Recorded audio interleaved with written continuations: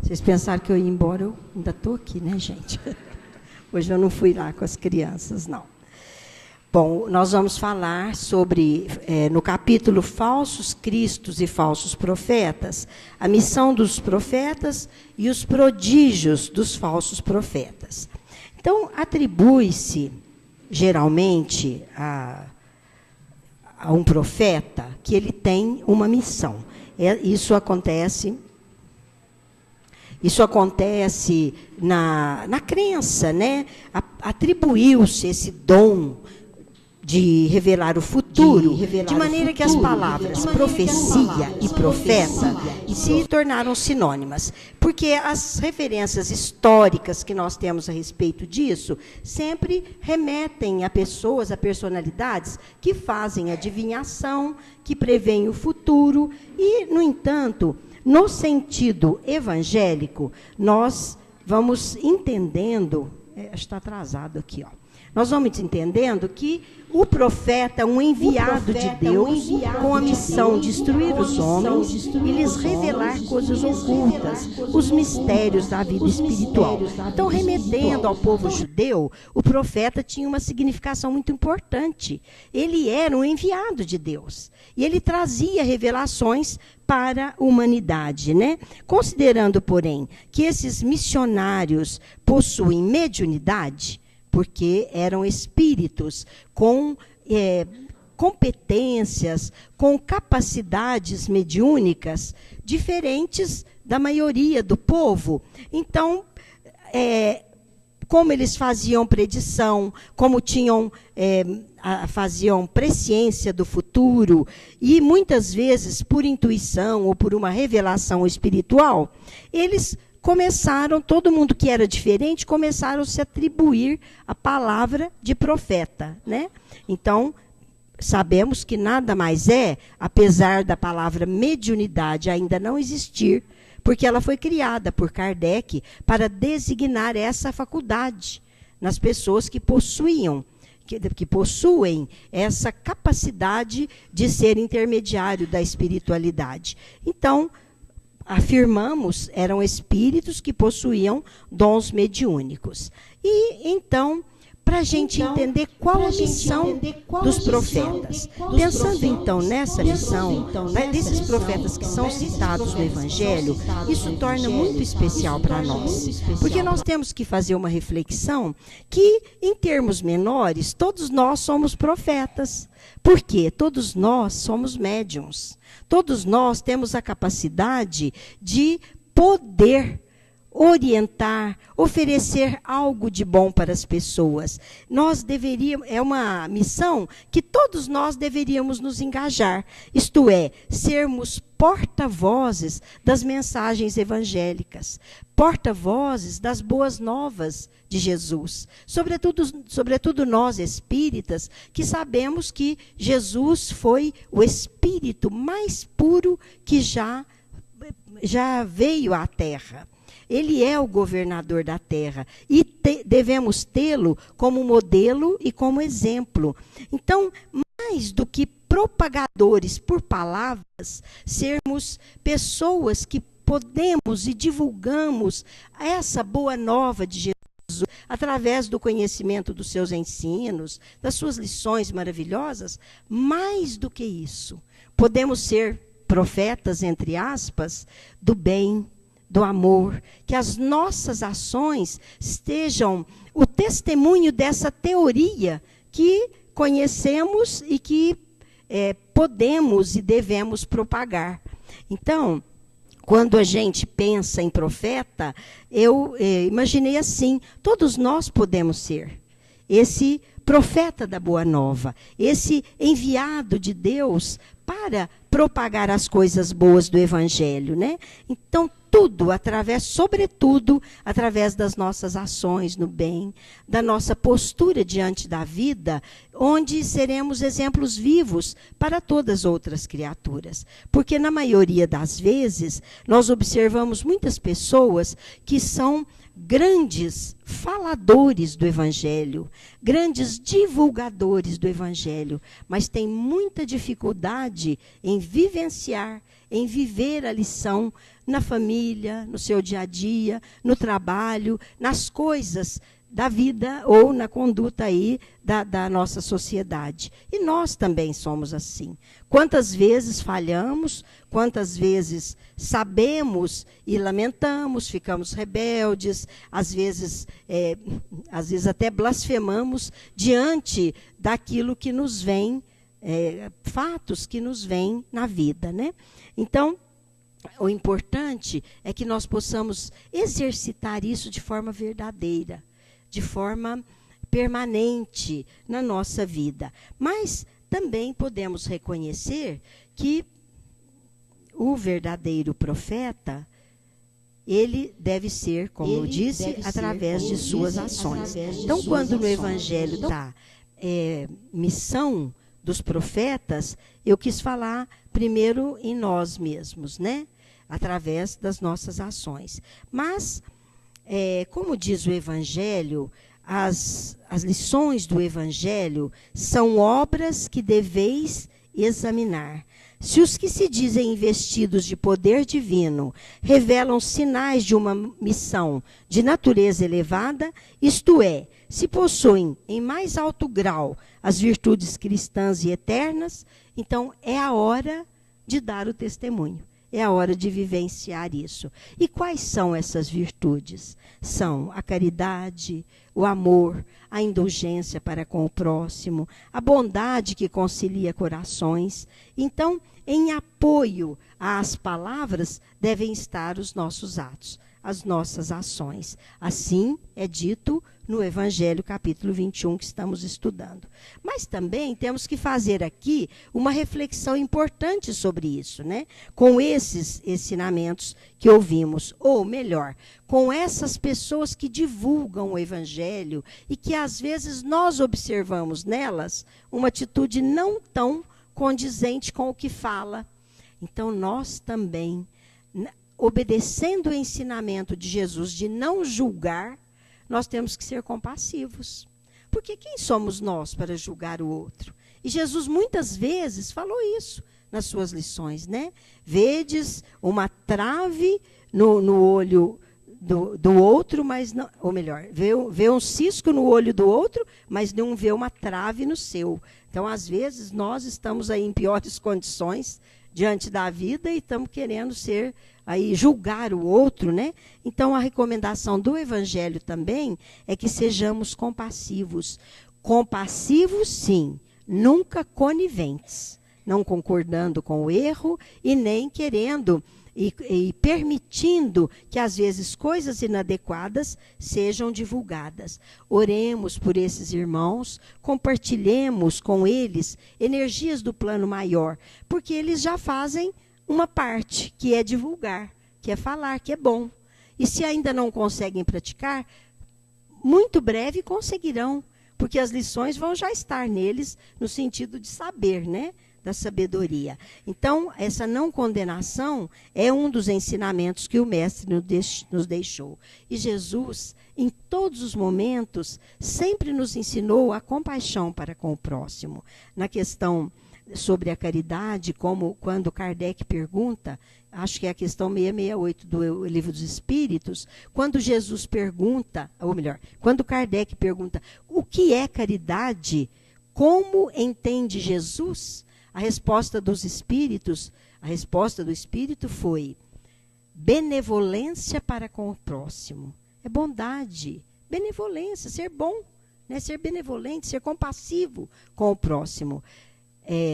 Indulgência para com as faltas alheias. Indulgência, porque nós somos severos. A indulgência é o contrário, é compaixão, quer dizer, é paciência com as faltas alheias. Então, indulgência para com o próximo. E o último, perdão das ofensas.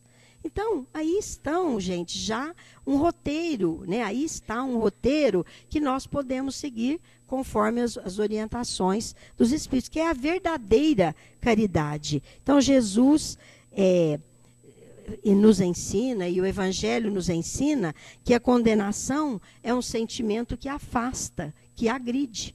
Quando nós julgamos o outro, condenamos o outro. A compaixão, por sua vez, é um sentimento que expressa acolhimento, amparo e amor. Quanto aos prodígios que os profetas realizam, né? Prodígios dos falsos profetas, falam, né? Então, o que podemos falar? Esse ponto está vinculado de forma bem profunda ao trabalho da mediunidade.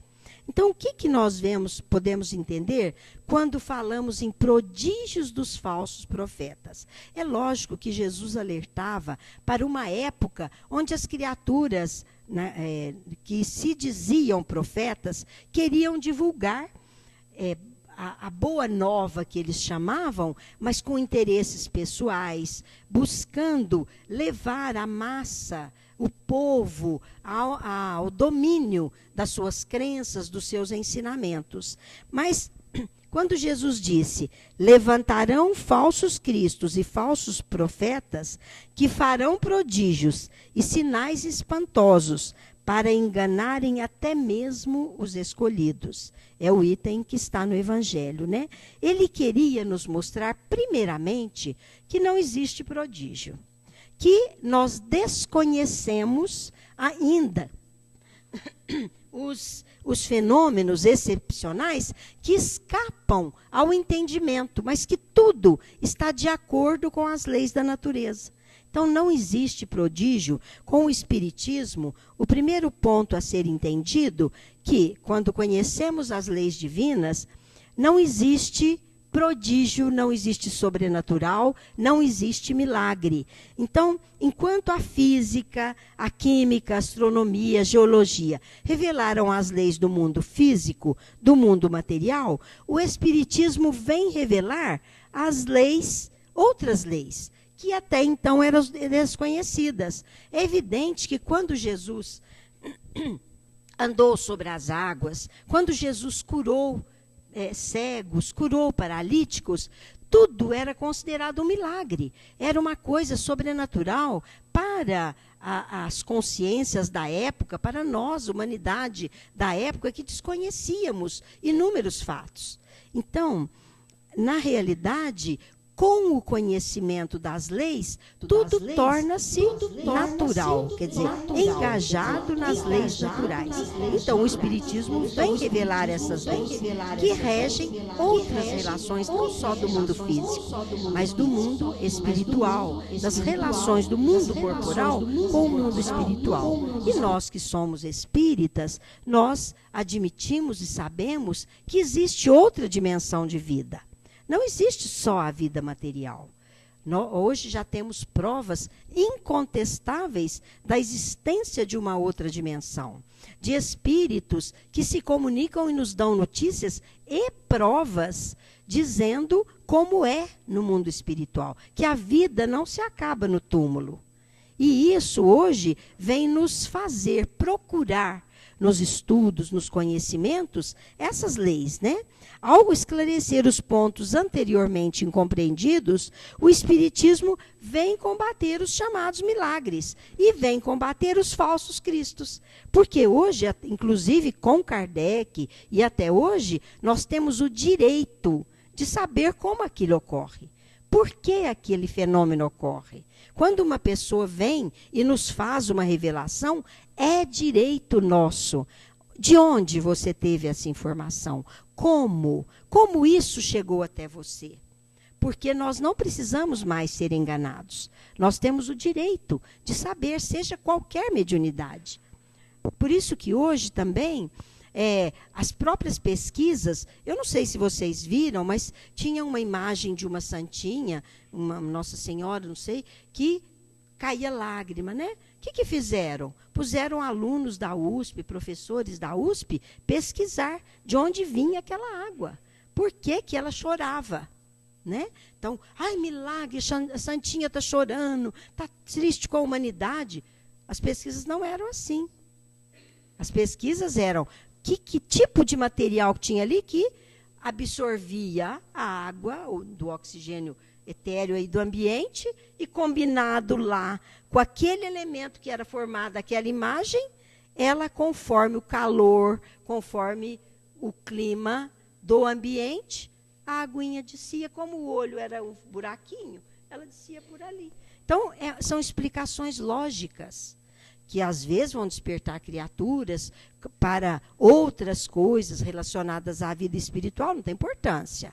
Mas nós devemos ser coerentes. E é isso que o Espiritismo faz. Inclusive, para nós desmascararmos os chamados, no tempo de Jesus, de falsos cristos e falsos profetas. Porque Jesus queria alertar a humanidade que algo mais havia, que nós não precisávamos ser enganados. Mas, hoje, nós vamos tirando esse caráter de sobrenatural, de maravilhoso. Então, todas as criaturas tentadas a explorar os fenômenos mediúnicos, sobretudo em proveito próprio, tentando passar imagens onde usufruem de benefícios e, às vezes, enviando, recebi pela intuição, querendo influenciar pessoas sobre inúmeros fatos, nós não precisamos mais disso.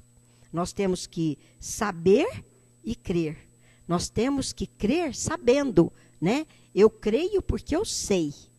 Essa é a revelação da doutrina espírita. É a lógica, é a fundamentação que vem nos alertar. Então, a verdade, ela é como o sol. Ela dissipa os mais densos nevoeiros. Então, a proposta da doutrina espírita é justamente a de levantar véus de muitos mistérios, através de busca das causas, por mais que difíceis que sejam, e explicação lógica de todas as ocorrências. Essa é a função da doutrina espírita, trazer a verdade. Foi isso que Kardec se preocupou, foi com isso que ele se preocupou. Né? Ele não revelava, não publicava nenhum fato, a não ser depois de ser experimentado, observado, questionado aos espíritos e questionado a médiuns diferentes, em lugares diferentes. Não era só ali no ambiente da Sociedade Espírita de Paris. Ele procurava, nos diversos núcleos de estudo, fazer as suas pesquisas, né? Então, a doutrina espírita, gente, veio revelar essa outra categoria de falsos profetas. Essa categoria é muito mais perigosa hoje para nós, né? Porque quem são eles? São espíritos que vêm nos revelar coisas. E por isso que eu falei no início que quando se fala em falsos cristos e falsos profetas, está muito relacionado à mediunidade hoje, porque nós vivemos a mediunidade, sobretudo no nosso ambiente espírita, né? Então, são os espíritos enganadores, hipócritas, orgulhosos, pseudo-sábios. Esses, muitas vezes, se apresentam a nós, se apresentam com nomes veneráveis, passam do mundo espiritual, trazendo para nós palavras, às vezes eruditas, uma forma eloquente, a fim de que aceitemos as suas ideias. E muitas vezes são ideias bizarras, ideias absurdas. Então temos que ter muito cuidado com isso. Por quê? Não é porque uma comunicação é mediúnica que vamos aceitar com os olhos fechados. A nossa obrigação é analisar.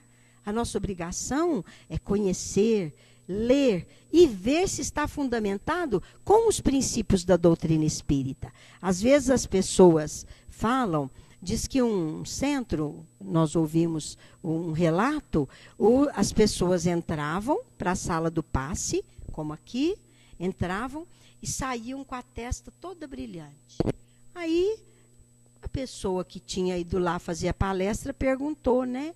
Observou, tal, quando acabaram os trabalhos, aí o coisa falou, viu, aqui no nosso centro, todo mundo que toma passe recebe a luz diretamente. Eu falou, eu observei, mas como que é isso? Perguntou, né? Aí ele falou assim, a gente passa um glitter na testa da pessoa para ela ver que a luz chegou mesmo nela, a luz dos passistas. Aí ele falou assim, mas como que vocês tiveram essa ideia? Um espírito veio e nos recomendou isso. Passava aqueles brilhinhos, né, gente, de maquiagem. Passava o brilhinho na testa, todo mundo ia cheio de luz, né, gente? Gente, a lógica que a doutrina espírita nos mostra. Falta de estudo, falta de ler as obras básicas, falta de ler as obras, estão aí, porque uma pessoa que se considera espírita, ela tem que ler esses 5 livros. Ela tem que conhecer esses 5 livros. Ela tem que estudar esses 5 livros, pelo menos como início. E depois os 100 do Chico primeiros, que diz que são, Chico escreveu 412.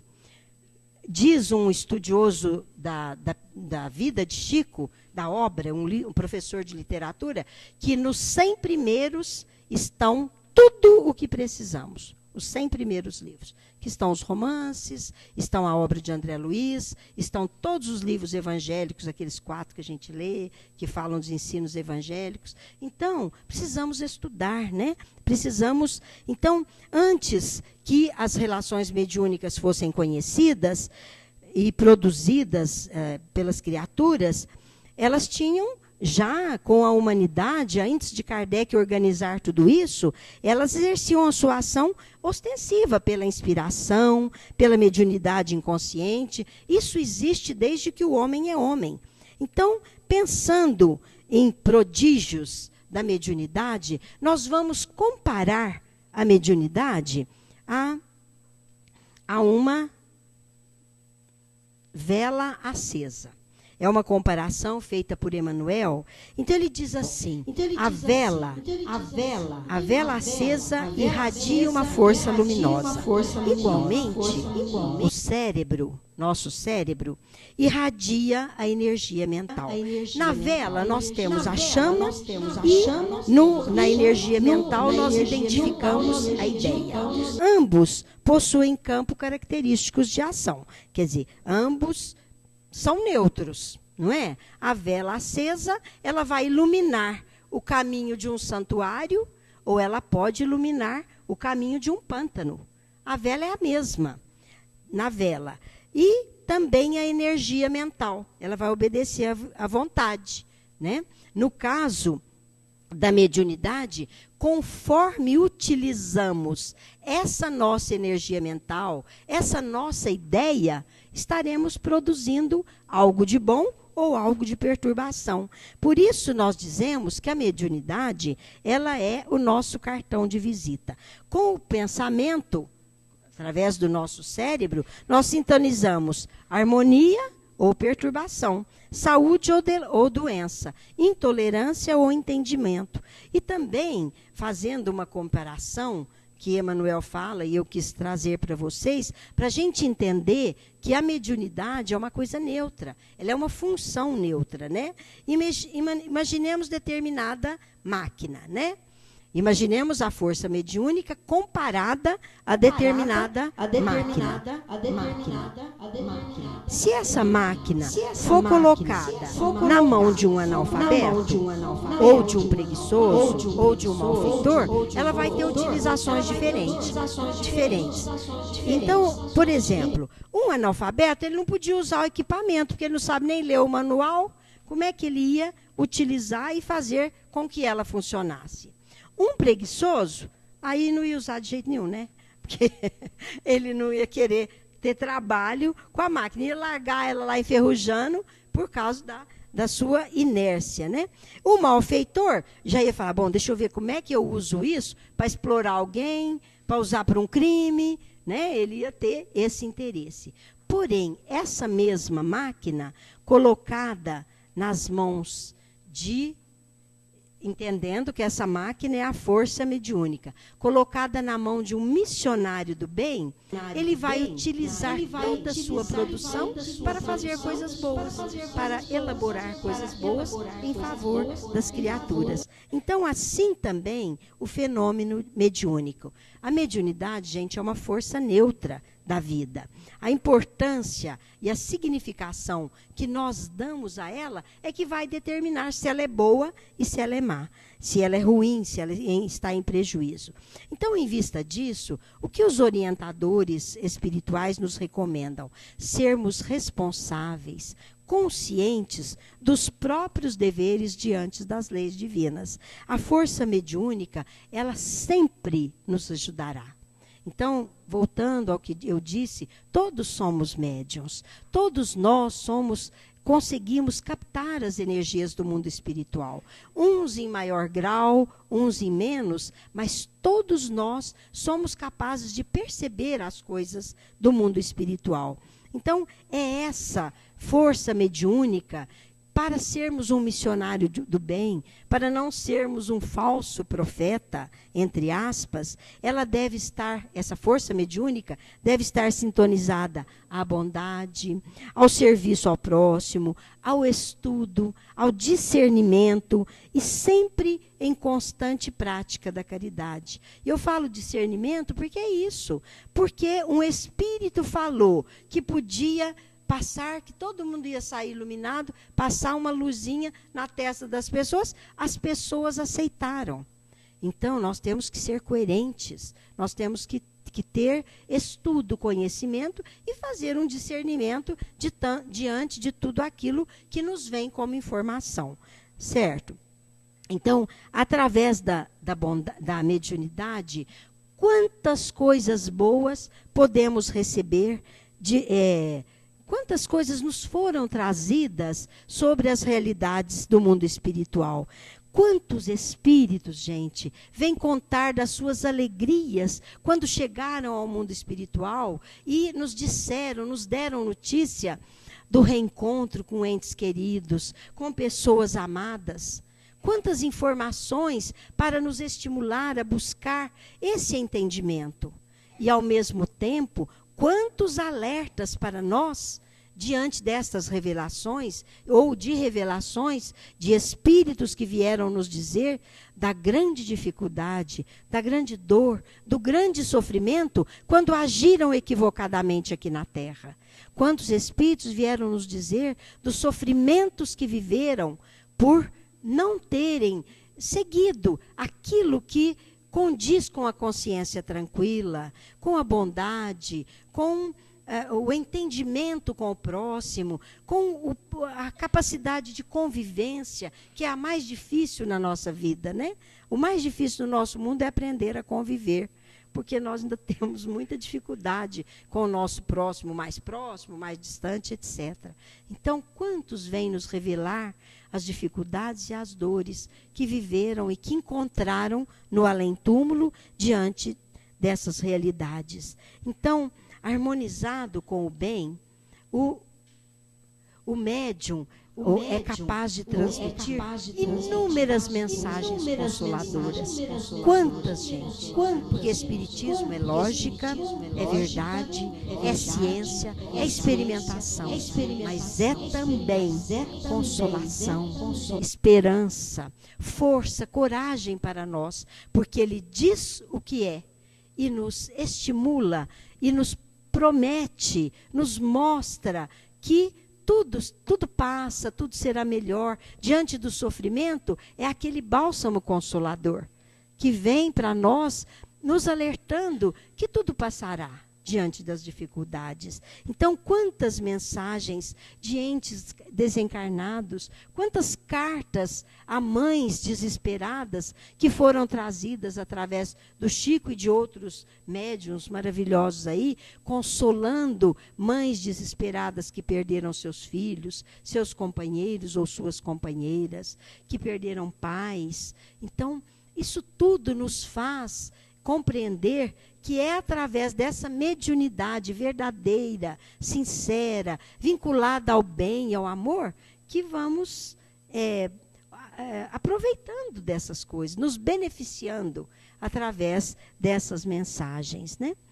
Quantas curas já foram alcançadas através dessa mediunidade que a gente chama mediunidade gloriosa mesmo.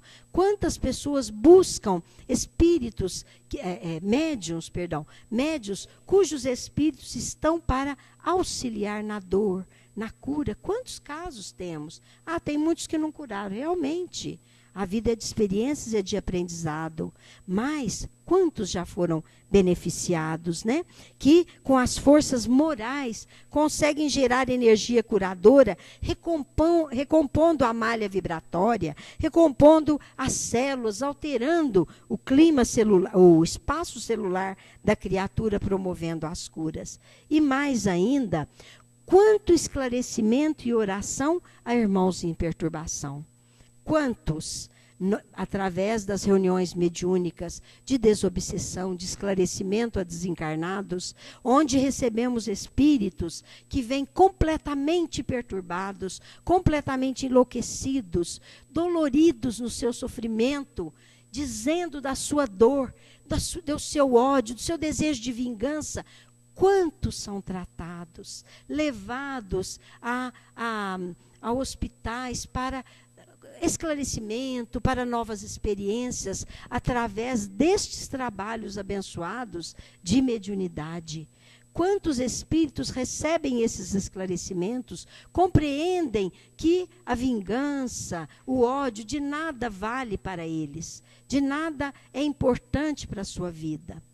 Então, tudo, gente, através da mediunidade consoladora. Então, ainda quantos esclarecimentos trazem luz à ciência, às pesquisas, à verdade, através de maravilhosas comunicações de espíritos nobres que iluminam a humanidade com os seus ensinamentos.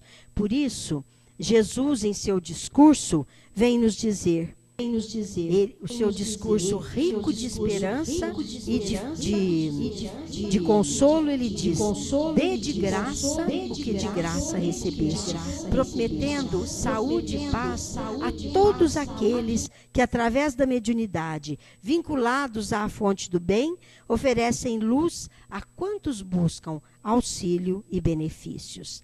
Então, concluindo, voltando ao nosso assunto inicial, falsos profetas são as criaturas que, possuindo certos conhecimentos, abusam desse saber em proveito de suas ambições, de seus interesses e do seu anseio de dominação, aproveitando da boa fé de certas pessoas que acreditam serem eles missionários divinos. Então, nós podemos comparar, como eu falei, essas orientações ditas de Jesus para o mundo de hoje, para a nossa vida. Que sejamos bons profetas na exemplificação, na nossa divulgação do bem, das lições de Jesus, da boa nova, mas sobretudo através das nossas ações, modificando-nos, porque seremos os primeiros a sermos beneficiados.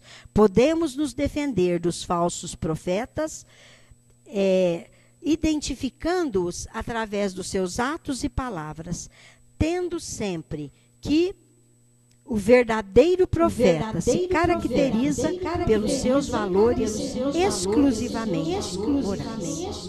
Então, que Jesus nos abençoe e que possamos buscar em nós mesmos esta possibilidade de divulgar a doutrina, de falar do bem, de pregar a caridade, mas, sobretudo, de vivenciar tudo isso nos nossos atos de cada dia. Que Jesus nos abençoe e nos ampare.